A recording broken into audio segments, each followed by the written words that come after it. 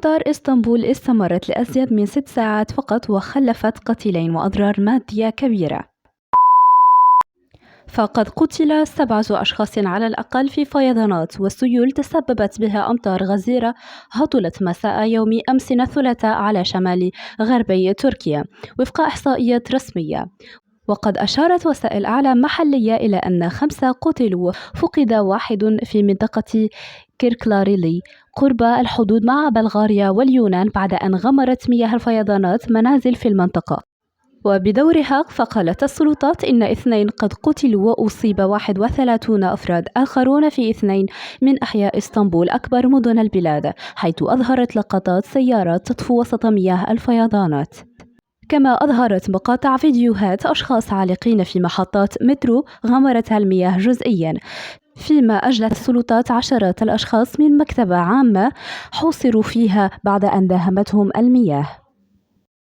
وقال وزير الداخلية التركي علي يرلي اليوم الأربعاء إن عملية البحث والإنقاذ تتواصل وتعهد بدعم مالي للأسر في المناطق المتضررة.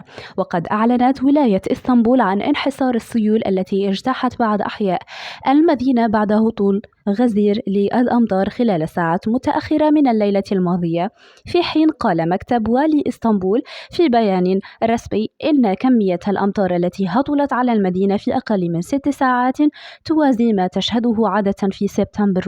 كما أضاف والي إسطنبول أن أكثر من 1700 منزل ومنشأة تجارية تضررت بسبب السيول والفيضانات. أما عن آخر الأخبار فقد ارتفعت حصيلة ضحايا الأمطار الغزيرة التي هطلت على مناطق شمالي إسطنبول الليلة الماضية إلى 3 قتلى، فيما استمرت عملية البحث عن 3 مفقودين. وكانت مياه الأمطار المفاجئة غمرت العديد من البيوت، كما تسببت في إغلاق الطرقات في مناطق باشاكشهير وكوتشوك تشكمجي. وأنقذت السلطات نحو 10 أشخاص بعد أن تقطعت بهم السبل داخل إحدى المكتبات، بينما أغلقت بعض محطات المترو أبوابها. وأصدرت إدارة الطوارئ والكوارث التركية تحذيرا من أمطار شديدة وعواصف في مدينة إسطنبول بدأت الليلة وتستمر حتى صباح يوم غد. وفي هذه الأثناء تسببت الأمطار الكثيفة بازدحامات مرورية شديدة بعد أن غمرت المياه عددا من طرقات المدينة، وكانت عواصف مطيرة عاتية ضربت كل من تركيا، اليونان، بلغاريا أمس الثلاثاء، ما أدى لفيضانات تسببت بمقتل 7 أشخاص على الأقل، بينهم مصابين 2 جرفهم سيل اجتاح موقع تخييم شمال غربي تركيا.